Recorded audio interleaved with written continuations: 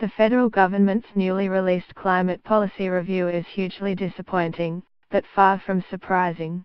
It does not depart from what the Turnbull government has been saying for some time. It plans to loosen compliance obligations for emissions-intensive companies even further, reintroduce international carbon offsets, and implement the planned National Energy Guarantee. The review was first announced November 2016, when Australia ratified the Paris Climate Agreement, committing it to a 2030 emissions target of 26–28% below 2005 levels. A year later, the final report claims that Australia is on track to meet this target with its existing climate change policies. The review indicates plans to keep the Emissions Reduction Fund, a $2.55 billion pot of public money from which companies can bid for funding to implement emissions reductions. But it does not promise new funding beyond the existing $2.55 billion, nor does it address ongoing problems with the scheme.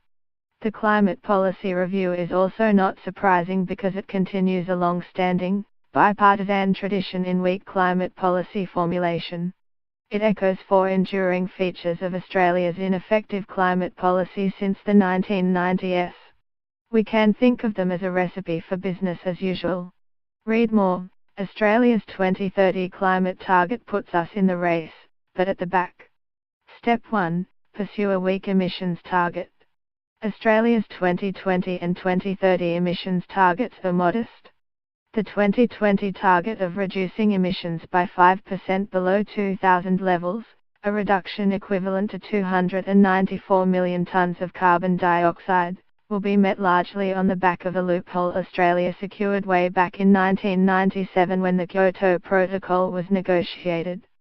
The Turnbull government ratified the Paris Agreement in 2016. Having pledged to cut emissions by 26–28% below 2005 levels by 2030. The review provides no clear answer as to how the 2030 target will be met.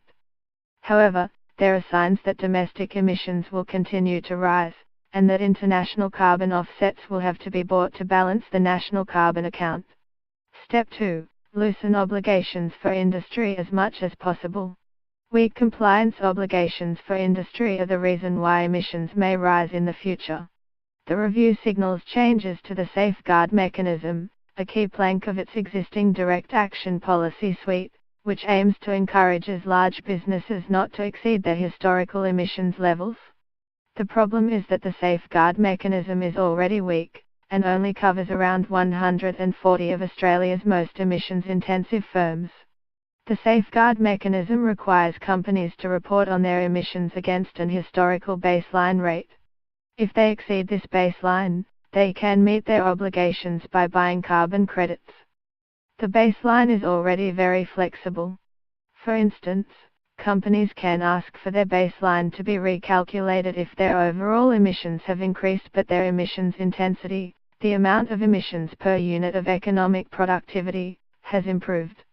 The climate policy review says the government plans to increase this flexibility still further, and will work with industry to change baseline calculations. It makes the bizarre argument that the problem with baselines is that they reflect the historical activity of businesses which might be emitting more today if they increase production to remain competitive.